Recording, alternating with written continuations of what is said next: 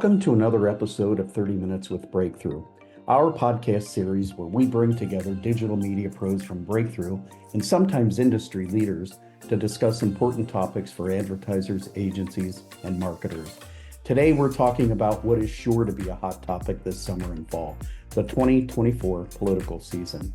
This record-breaking political advertising spend is predicted to top $12.3 billion.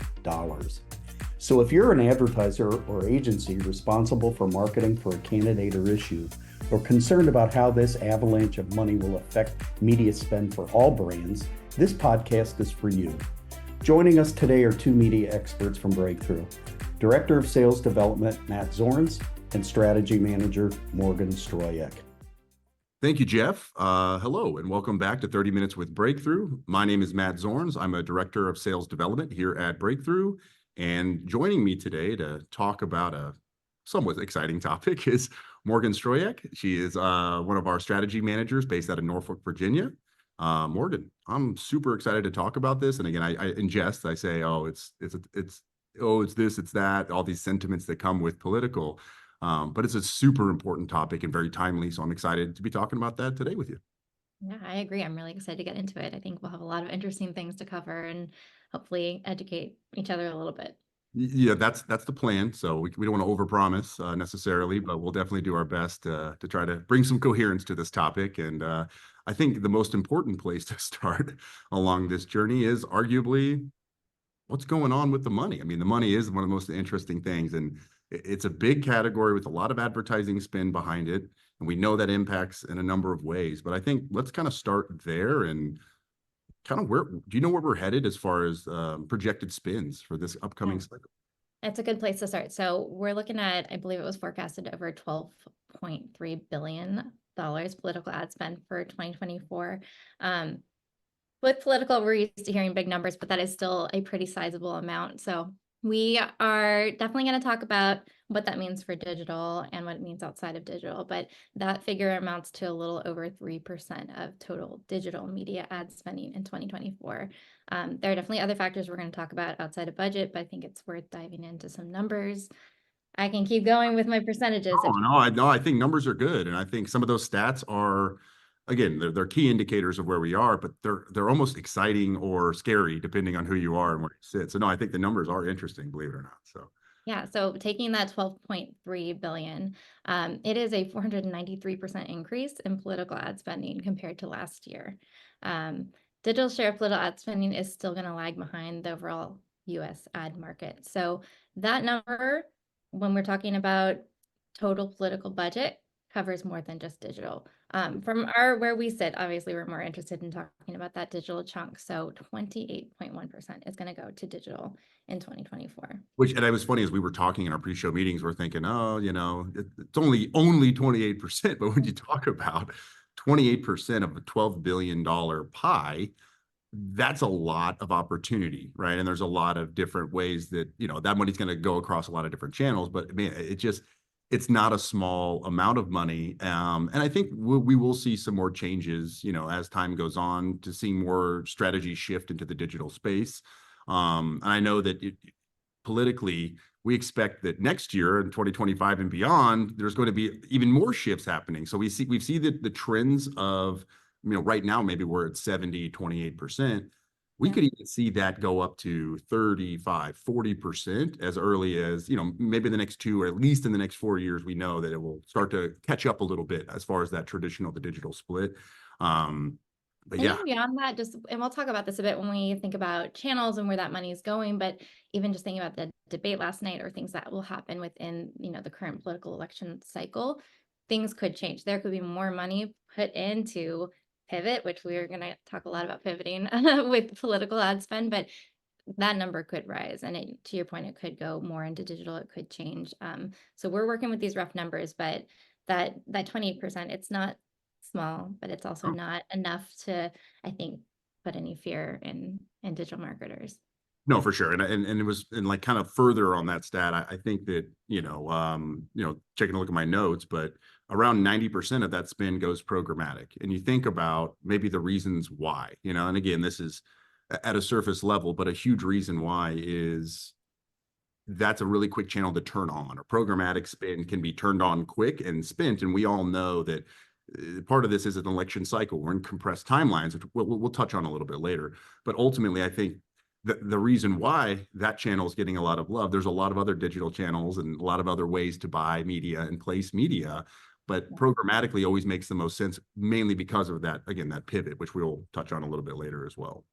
Yeah, I think we're happy to see some of this political ad spend finally go more programmatic. So 90% is a great number. To your point, we might see more. I think what I found interesting is that a lot of trends with political ad spend are not necessarily trends that are so different from what's happening in the greater digital landscape, just maybe a little bit more delayed. So we're going to talk about that a bit with CTV spending and other things. So I think political finally in this election cycle, we'll see some kind of catch up with current trends. Some catch up, and then yeah, we won't dive into everything, but man, it's catching up is happening, like we said. And in the future, we're going to see some more shifts there. But I think that is a huge point, is that ultimately it's not unseen to us. These trends have been going on in other places and other industries and other verticals that we work with. So it's such a good point to say that kind of helps navigate that space, because as you've seen those dollars shift from a traditional channel to a digital channel, what were the challenges? What obstacles did we have to overcome? What changes to the creative did there have to be? All those things we've kind of worked through for a bunch of other industries and have that experience. So that lends to our favor as we get closer to the real peak of political season. So that should be beneficial. Absolutely. I mean, do you want to expand a little bit on our experience with political at Brkthru and talk through some of that? Yeah, no, I think, and I think almost, yeah, let's kind of, I guess, start where we just left off. And almost, I think an advantage sometimes is, again, political comes with its own targeting and its own, are we trying to help a candidate? Are we trying to, is it an issue, or is it local? There's all these different layers to political. But ultimately, when we think about the platforms and the tools that we're using to place the media and help, drive performance for our campaigns, expertise matters, right, in those platforms, in those places. So we have a ton of political experience as far as a company goes. For our entire history, we've definitely had to deal with political, whether, again, we're running political campaigns or navigating through these political seasons. We're certainly equipped to navigate that, and we're excited to help our clients and our agencies find solutions, again, that help them circumvent the intensity that's right around the corner potentially. So it's something that we definitely have experience in. We also know that, just like we were talking about, I guess another point to kind of bring back up is we expect to have to pivot quick. We're used to that. We understand that there's going to be some fallout from some traditional channels. We're going to get a call and say, hey, we're 2 weeks from the election. I just lost all these commercials that were supposed to be placed with the broadcast partner. Can you help me do it? 100% we can, and we be quick. We're 24/7 here, is what we always say. A lot of agencies in our space say that, but we will pick up the phone and get those buys in last second when needed. And I think that, again, lends to the platform expertise that the folks on our team have, and that doesn't matter. Political, other industries, that expertise prevails. No, that's what you said. Like, some of those things, those waves, those challenges and trends are already happening in other industries and verticals. So I think we at Brkthru are definitely well positioned to handle some of those things. That's what we talk about when we talk about political. Is it might be new in that sphere. We might see things that are just finally catching up, like I said, to some of those trends, but it's not going to be wholly different than anything else we're seeing across other verticals. I mean, when we talk about where the money's going in those digital channels, it lines up pretty well with other verticals and where we see everyone placing their money. So I think for political, it really is, there are other things that make it unique that you have to navigate in terms of, like, your audience is different. It is a more fraught timeline, like you mentioned. There are a lot of other factors that are very much outside of advertisers' control. So when you can control what you can control, that's important. When you can trust that you have the tools and the knowledge and expertise to back it up, that is kind of what you go back to and you hang on, because you know what is that there. Yeah, no, and that's such a great point. And I think you kind of lead us to another topic, or another talking point here, is that there's a lot of external factors. And so in this political season, I was thinking about this, and maybe it's a too simplistic way to think about it. But ultimately, we know that like competition is something we deal with every day as marketers, as advertisers. We think about competition. It's almost, again, we're navigating that all the time. Well, again, when that flux of political spin comes in, I mean, that is an external factor. I've now got to deal with other dollars being placed, and again, seasonal almost, right? It's not happening every year. We can say, we know in September this is going to come. Is it a presidential election year? Well, we know, again, we're going to see those peaks and those spikes hit way more intensely than we ever expected them to do. And again, that's an external factor for every advertiser that's just trying to place their traditional media. And then again, for the political advertisers, they're having to compete with those local brands that just want to, again, keep their marketing message alive and keep their branding in place. So it's kind of a twofold way, but the external factors for non-political are political, and the external factor for political is non-political. But they war against each other, and it creates this weird rush to the top of price and a race to the bottom of inventory. It's very fascinating. I think that's such a key thing to keep in mind. And of course, we work with a lot of small, medium-sized businesses and agencies at Brkthru. So we're really mindful of that. Like the competition, as you said, is not just political or non-political, depending on where you're coming from, but you still have your normal competition. So it is that competition on top of competition at play within, your own category. So higher rates can, unfortunately or fortunately, often require you to increase your budgets to just maintain that presence, to continue reaching your audience, and to sustain whatever metrics you're following. So that's a huge factor to keep in mind. Another one too, I wanted to bring up to you, and I think we can talk about messaging here is, let's not put it any other way. I mean, regardless of what side of the table you sit on in this political conversation, whether you're engaged in it, that there's definitely an audience that's engaged in what's going on politically, but there's a segment of the population that just disconnects in this time. They have a complete bad taste in their mouth from the political season and the influx of political ads, but there's still important things going on in their local or state elections that, or even, federal, that could be an issue that they would be passionate about, but they're so disconnected from the noise, and they're trying to really put their head underground to hide from all the political banter going on, that they're missing that out. And so I think, as we were talking, there's an opportunity about messaging, and really understanding, all of those factors, those external factors, and where the consumers' heads are at, and how that can influence some messaging, depending on, again, whether you're a political advertiser or not, if that makes sense. What are your thoughts there? I think it's important not to ignore the fact that there is more noise. I mean, I think in media and advertising, there is a lot of noise for consumers anyway. You are we know, you open up your phone or you turn on your TV, like there are ads there. So keeping it in mind that the audience you're trying to reach, you are really competing for their attention, but it's not just attention on an ad that you're placing. They're dealing with feeling burnt out or over messaged.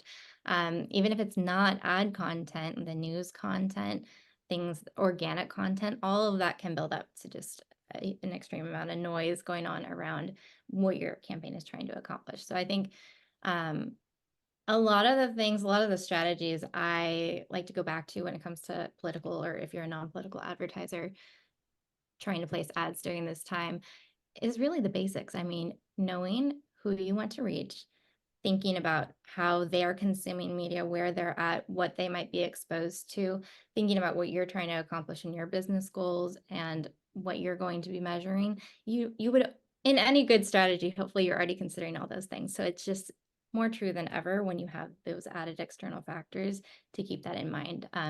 So we really think that tailoring your messaging, being as specific as you can be based on your business goals and who your audience is, it's profoundly impactful. I mean, you can't overstate how important that is to be getting the right message out there. And I think a piece of that goes along with the message is timing, thinking about the noise or debates that are happening.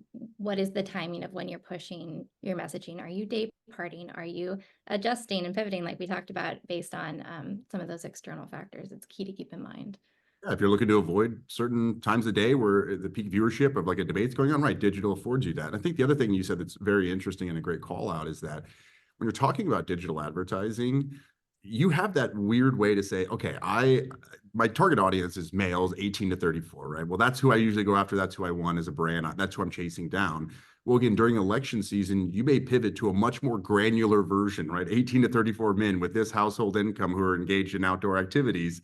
Because again, like, let's just say through research, you'd found out that, again, the ones that are engaged in outdoor activity are not involved in the interest of political or something to that effect, right? A very broad brush and making up these Yeah. digital affords you that opportunity to say, all right, let me drill down to a more granular audience, a more granular target. And then I'm able to reach them with enough frequency to make a difference within my campaign versus, again, trying to compete with all these reach mechanisms that are going out and all, again, this influx of spend, it just creates a lot more noise in the digital channels too. So even digitally, it's good to kind of hone in and then really make your targeting more granular, forgive me, and then really make your messaging align to that targeting even a little bit more closely. So I love Yeah, that. I mean, digital definitely benefits from having more avenues, more alternative solutions, I think, than if you were just talking about placing a traditional TV buy. So we do have that on our side, but it's a double-edged sword because then it's easier for others to also be placing in those channels. And we know that political is going programmatic, like we already talked about. So to your point, yes, you can get very refined with that. Do the research, think about the alternative ways you could reach your typical or your preferred audience. It might mean you look at like their second most consumed media platform, right? Maybe they're always on YouTube, but YouTube, maybe right now, depending on where you are at in the cycle, you would pivot for a little while or just time it and shift budget to another channel. So I think that's really key is like you don't need to abandon anything in your strategy. You just need to be reevaluating and shifting accordingly based on who it is you're trying to reach. They are unique. Treat them like they're unique.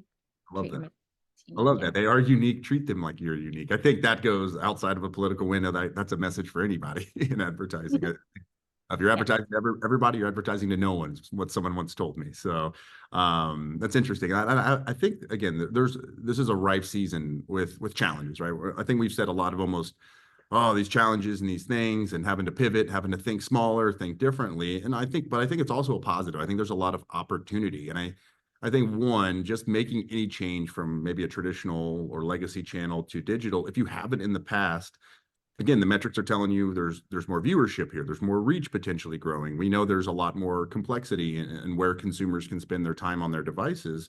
So I get that yeah, that's kind of scary and change, but it's an opportunity to learn and test out things. And again, maybe as simple as thinking of it, it's A/B tested, whatever mechanisms you have in place to measure your KPIs or your attribution, you got to A/B test it. So it's a good time to kind of be the impetus to do so is driven, by all the activity and all the influx of spend and the increase in fallout. But use it as an opportunity to learn and test out a new channel that you maybe had in the past that you didn't have success with because things are changing all the time. And it's And because the consumer or the audience is changing, right? Their attention is going to shift to either lean into some of that political chatter or avoid some of it, depending on who you're trying to reach. You might find them in new places. And so just be mindful that, they're changing. It's not static, especially in the season.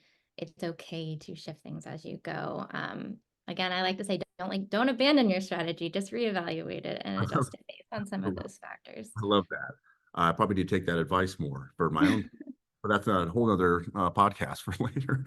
I do want to touch on something real quick. So we've like kind of danced around this topic of political and digital channels and those things. And I don't want to get too in the weeds necessarily, but I wanted to talk about maybe a couple of like safe havens for dollars. Like, where do we know digital spend goes? If someone says, hey, I've got this political budget, I've got to spend it before it evaporates into thin air. I need to place it digitally. Where are some of the most popular channels? And again, as we discussed that, like it's not necessarily a numbers driven thing all the time, but we could always look at where those go, but we know some safe places that make sense for political, where the political conversation is going on. And so I kind of wanted to touch on those a little bit and then call out one that, just as a reminder that political is not good everywhere, right? It doesn't make sense everywhere. So, I think before we look at that, well, and this might not surprise many people to say, and you could probably guess, like a growing channel for political ad spend is CTV. So I don't take that as a surprise, right? It makes sense. It's a pretty tried and true tactic for most advertisers at this point. I think political advertisers maybe waited a little bit to see that it was a proven tactic. So now we're finally seeing the spend catch up with that. So CTV spend for political advertisers is going to be 5 times greater than it was in 2020. It's going to be about 1.56 billion per eMarketer. So that is a pretty big number. It's going to be 12.6% of total political ad spend. So remember we talked about total digital out of political ad spend was 28%, and of that 28%, 12% is going to be spent on CTV. So lots of numbers there, but I think it's just key to call out that CTV is going to be a really big chunk of what's going to digital. And then of that, we know it's going to be programmatically transacted. So I'm very happy to see this. I think this makes a lot of sense for many of the audiences that political advertisers are going to be targeting. And it aligns with the trend that I was talking about across media, that people are abandoning cable, they're leaving linear television, right? They're getting more and more streaming services. So this is only natural that we see it for political advertisers. No, and I think even just like at the start of that sentence, like, oh, this makes sense that there's dollars shifting to this channel to safe place. Well, think of the format. I mean, people are watching long form content, from a publisher, from a network on a big screen TV or a small screen. No shame for the mobile device or tablet watchers. I know I'm relegated to that as a dad of young kids. But no, I think it makes sense. What is the environment? What's the experience? And it's so crazy in our industry to see how things, we do have cord cutters and cord nevers growing at a higher rate than we've ever had before, and more people adopting the connected TV environments. But that's because every TV that's manufactured and you buy has that opportunity. The cable providers are putting free ad-supported television and OTT platforms on their cable boxes. I mean, these worlds have coalesced so intensely over the last 5 years from a consumer device perspective, from the internet bandwidth perspective. It's easier. It's been easier and easier for people to access streaming content and watch those streaming environments. So again, it's like, to your point, none of this should be a shock to anyone, but let's all not get away from the fact that people are sitting down to watch, again, a long form viewing experience on a big screen environment, whether it's streaming over the internet or it's playing over a linear feed. It becomes less important, again, from a high level perspective. But for us, again, we need to know and understand where you are here, where you want to be here. And again, can we deliver on what you need in that digital environment? But it's just, it's not a surprise that we're here. Yeah, CTV, I think it makes a lot of sense. And to your point, that viewership habit is not what changed. It's purely, I think, more things like the devices themselves. To your point, people have more access to it. It is more accessible than maybe being able to afford, your traditional cable package. But the viewership is still there. So we know the eyeballs are still on the television screens. It is just a different way to reach that same audience. And we do see that it is actually a little bit better reach when you use those programmatic channels.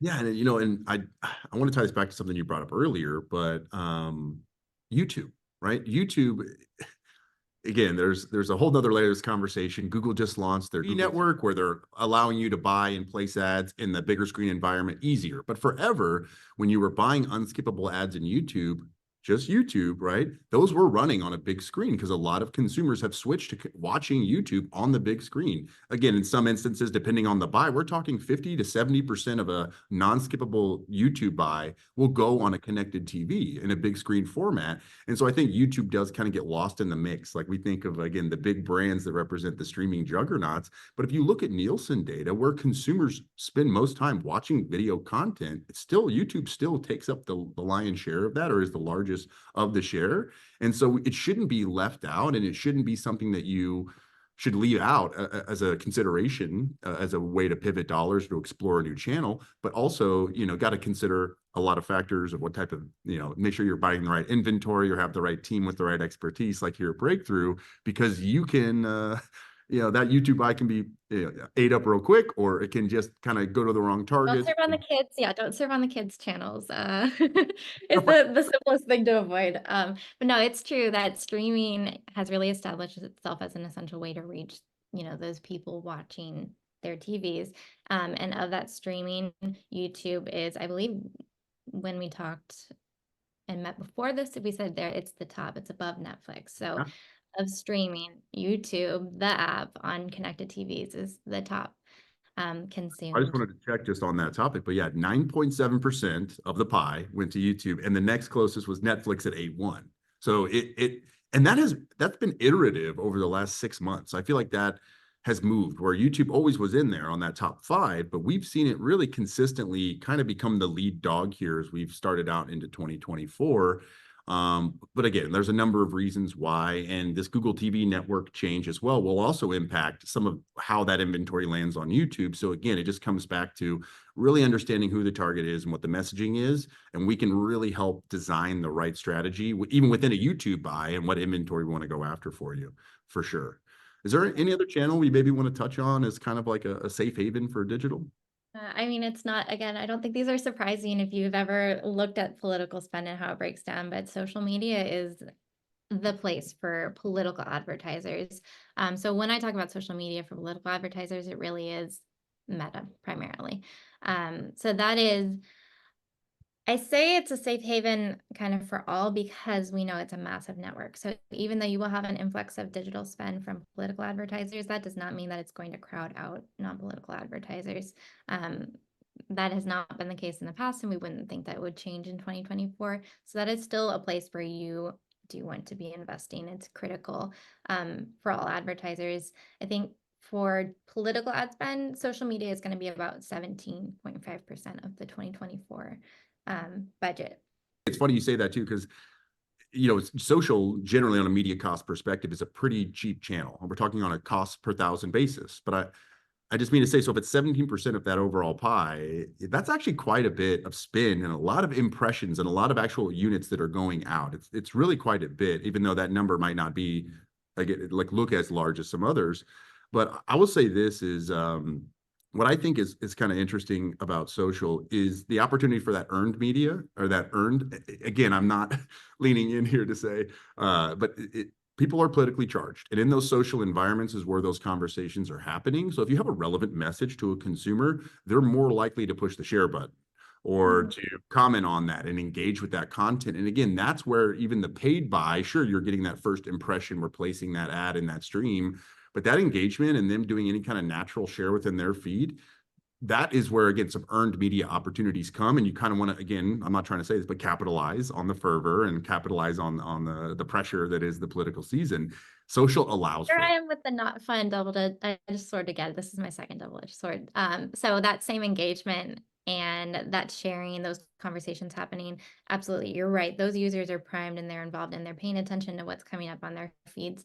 But on the flip side, that organic content, that is where maybe we have more concerns about content moderation standards, practices, and possible mis and disinformation on social media. So that does require a little bit more consideration as part of your strategy, just knowing that there is, again, overall more noise, an influx of people sharing, writing, right? So just be mindful that that's something that non-political advertisers especially just need to keep front and center as they are placing their buys, as they're trying to reach their audience, putting their message out there. No, but I'm glad you called that out. Because again, yeah, I was talking, for that political conversation, right? And we have to not forget there's still non-political advertisers in this space. So it may be the right place to get that engagement and place it.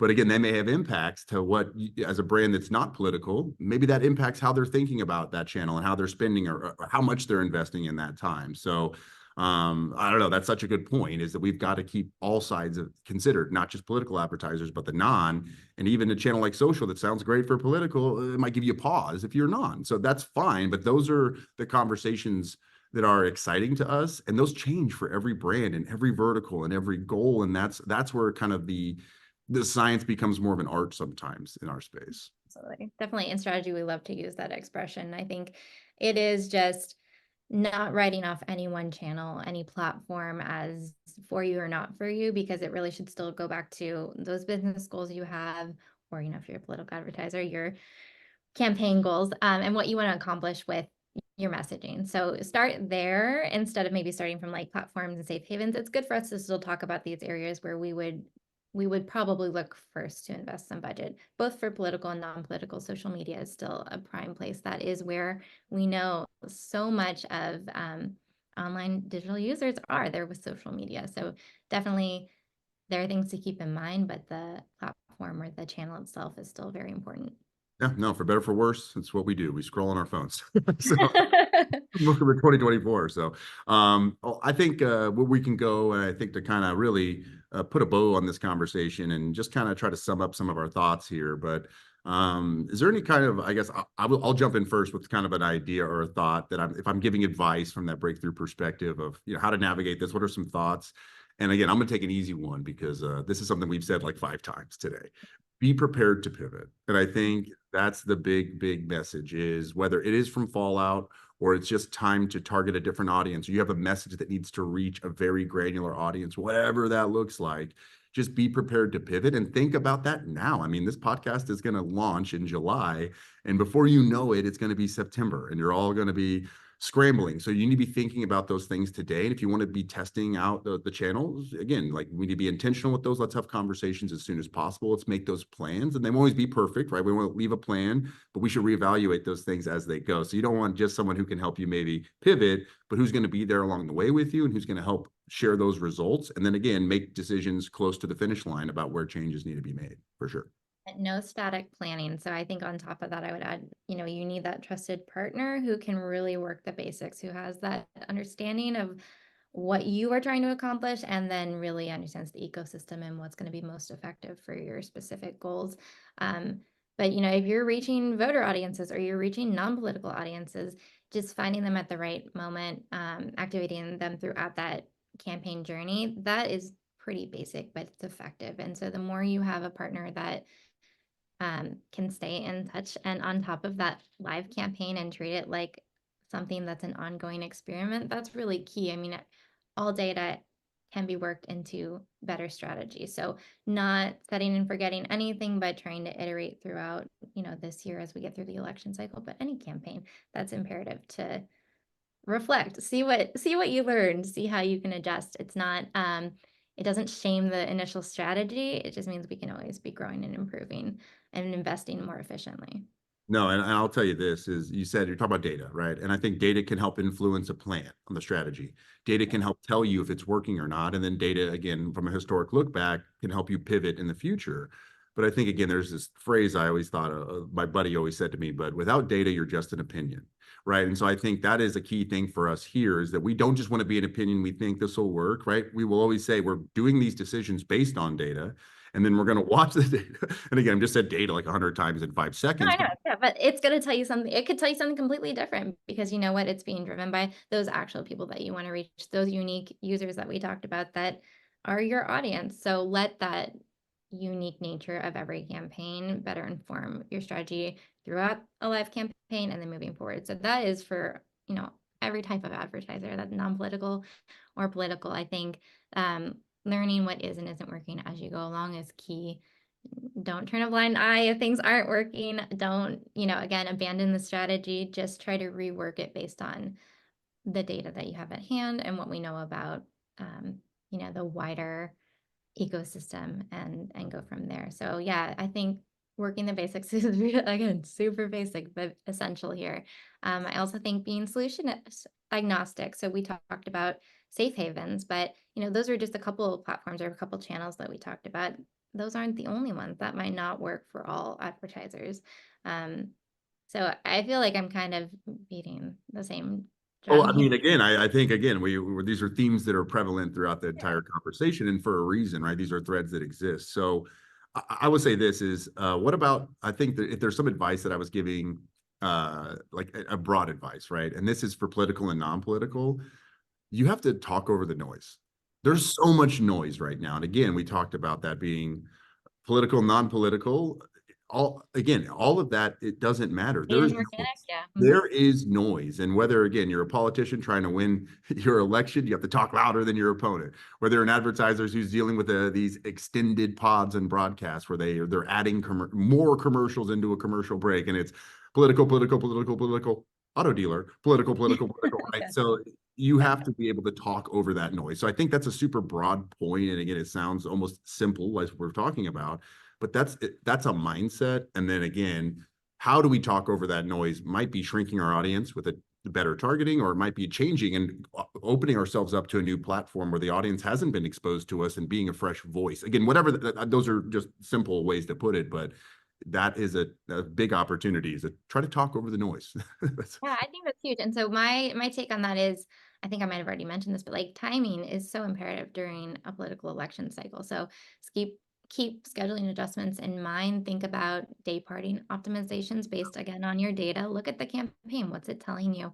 That's another benefit to advertisers who are investing in programmatic, because you can more easily control your bias in real time. So use that to your advantage. And if you need to pause an ad for 30 minutes during a debate or 2 hours during a debate, like maybe that is key. So I agree. I think timing and being comfortable pivoting, these are all going to serve, political and non-political advertisers very well.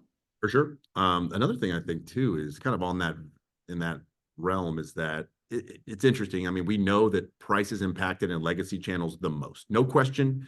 It costs more for a TV commercial. It costs more for a radio spot. It costs, potentially more for a billboard if you're in a key geography for an important issue or candidate, right? All that to be said, digital will still see some impacts. There may be fluctuations to CPMs in digital channels, depending. I mean, we don't expect them to be nearly on the same magnitude or scale that you see on legacy channels, but there could be impacts. But again, you want a partner who's going to be transparent with you and be able to kind of walk you through, hey, we're seeing some influx. We're trying to bid and get the performance that we're trying to get out of your campaign. We're having to deal with some, again, influx and changes in the CPM. So just setting those boundaries or expectations ahead of time, or again, having those conversations with our advertisers as things are running. I mean, you really do need to try to find someone who's prepared to navigate that and someone you can trust in order to have that conversation with you. But I'm not jealous of some of these political shops right now. Again, Brkthru does a lot for a lot of verticals, but I can't imagine what they're going through, the ones that do political only right now. So I'm sure we'll be getting some calls from them soon. So yeah, I'm sure they pop a lot of ibuprofen and caffeine to get through this season. But no, I think you made a great point there. Pricing, again, it's not something that should make you run away and panic. It just means keeping that in mind when you're planning. Like obviously we're mid-year now, so a lot of plans are already live, enacted. But if you are thinking about the second half of the year, it's something to consider in your strategy, that price is going to fluctuate. And maybe we can't predict all of that, but we certainly can try to prepare against some of that. And maybe that means adding additional channels to kind of shift budget across more avenues and give yourself more alternatives to move the investment and protect yourself against some of those price hikes. yeah, it's so interesting. But I think, back to it all, we could pivot. We can pivot quickly in these areas. If channel A is not working, we can turn on channel B. And again, all at the drop of a dime, within reason, of course. And that is where digital, its strength truly lies. And it's not just political. Sure, we're talking about it through the veil of political 100%, but that's been an advantage in digital this whole time. So a lot of things will always hold true with the role that digital plays in the space, but we're especially important and especially needed coming up here for the next few months. Absolutely. Yeah, so I think with that, that'll pretty much wrap us up for this 30 minutes with Brkthru. Morgan, I very much appreciate you chatting with me and having taken some time out of your busy day to nerd out. So thank you, Matt. This was great. Awesome. Well, I'm going to pass it back to Jeff Pettit.